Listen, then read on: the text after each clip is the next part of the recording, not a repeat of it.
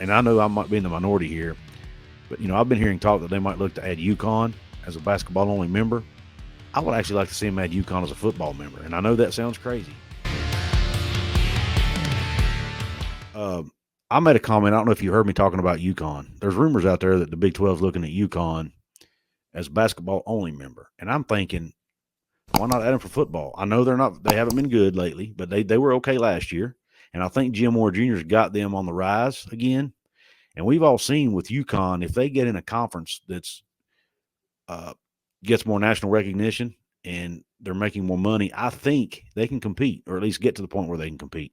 What would you think about UConn being back in a power conference again?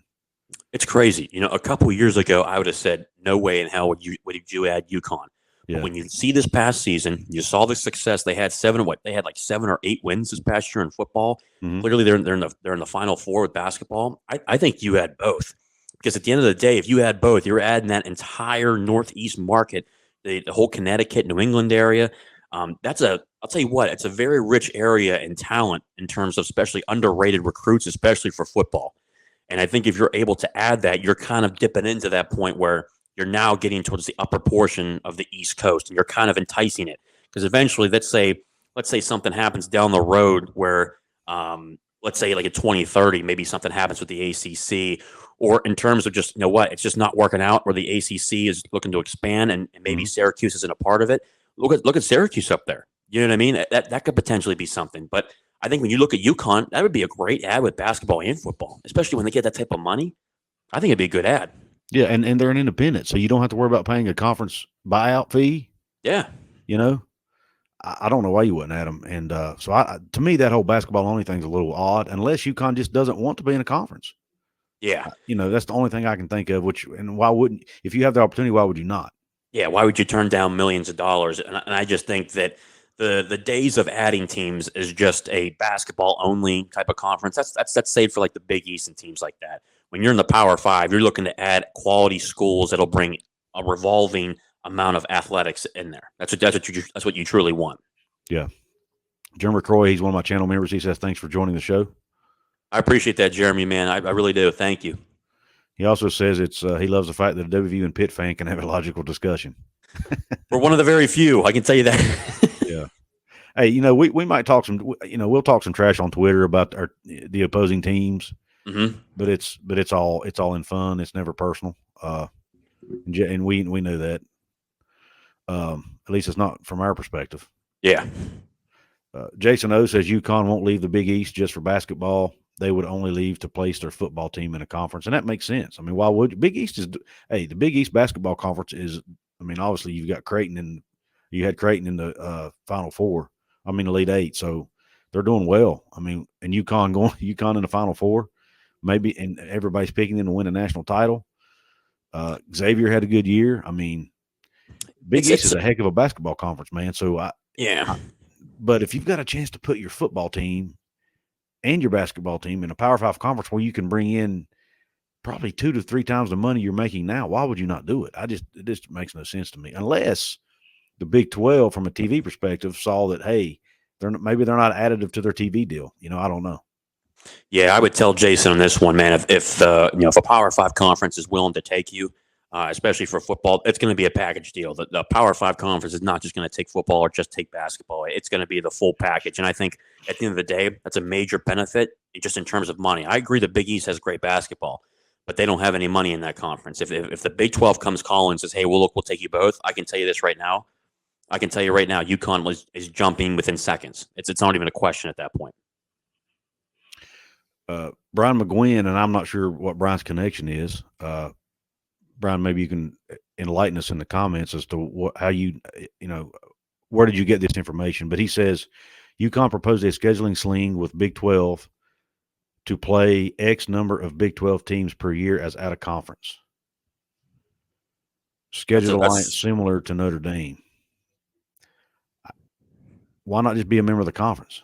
Yeah, I mean, you're kind of pigeonholing yourself. I mean, no offense to UConn, but they're not Notre Dame. You know what I mean? Yeah, and if they have a schedule alliance, it's still not helping them with money. I mean, it's just adding teams to your schedule. You know what I mean? There's no benefit to UConn. They're not getting the TV deal money. Yeah. So what does that matter? You know what I mean? UConn would have to be added to the Big 12 TV deal. Right, Lord Ray, and that's what I said. Maybe they're not. I mean, and, we all know the pro rata clause in the Big 12 deal says, hey, you only get this money if you add Power 5 teams. And I'm sure they probably don't count UConn as a Power 5 team, obviously. So maybe they're not including the pro rata money, so it doesn't add money to the deal. That's very possible. And Brett Yormark has stated he wants to monetize basketball separately on the next TV deal. He wants to give basketball its own separate deal, which I think that's why he's looking at some basketball-only schools like Gonzaga, for example, to try to strengthen that piece of it. So maybe UConn's part of that. I don't know. Either way, it would be good for West Virginia to get them in the league. It would actually be more beneficial to have them in basketball because of the travel piece. Because travel in basketball obviously is more challenging than football because you play multiple games in a week. Mm-hmm. But I don't know. I did some research on UConn when I did a video about them several months ago, and they actually are a more valuable asset than people realize. They have a pretty big fan following, believe it or not. UConn does, and most of them are up in that northeast part of the country. A lot of people in New York follow UConn. And UConn's not that far from New York, man. So to me, it gets you into a new market. So yeah, unless they're just totally dilutive to the deal, I think you try to get them. That's my opinion. The pro rata is guaranteed. UConn would be worth at least as much as the teams there get on TV in the Northeast. That's what Lord Ray and I agree, man. I totally agree with you. I think it's a no-brainer. Big 12 should add UConn. Why not? So most of you guys agree with me. I was surprised at that because when I did a video on it, I got a lot of people saying, hell no, they're terrible in football. But you got to look at the big picture, in my opinion. And I would say this too, one, they were bad in football. Obviously being independent has kind of helped them a little bit because of just a little bit of money they do get. I can tell you this. I can promise you that if they want to get into a conference and the Big 12 offers, UConn's taking it because, one, that athletic department is in a lot of debt. And they need as much money as possible, and they'll get a lot more money in the Big 12 than wherever we're just going to be independent. So I can promise you, if they're offered, they're making that jump to any Power 5 conference. It doesn't matter where it is. Right. And I did, when I was doing my research, I found some articles too. Apparently, UConn has made it clear they want their end goal is to be in the ACC. That's where they really want to be. So maybe they see there's a possibility there and don't want to jump the gun and get into Big 12. No, maybe in the back of their mind they think there's a chance they can get in the ACC at some point, and they don't want to blow their chance, so to speak. That's another thing. The only other reason I could think of that might prevent them from. But the thing is, why don't you take to me, you take the money that's there today, and worry about tomorrow. Because in today's landscape of college sports, it changes so rapidly. Yeah, and the money is so huge. To me, you take it. I'll get back to Jeremy's comment in a second, but Lord Raiden says, what if they are bad at football? Someone has to take losses, and they will be just fine. That's every conference has somebody that's bad, right? Yeah, I mean, that's every conference. So that's definitely a fact. And I really think UConn, the value, I think they're such a good brand and such a good program, athletic department, that they would be able to, I think they could eventually compete. It might take them a couple of years, but I think, and with the transfer portal today, and with Jim Mora Jr. as their coach, who's coached in the NFL, he could probably recruit some guys. I think they could compete in the Big 12 or the ACC, either one, in a couple of years. I really do.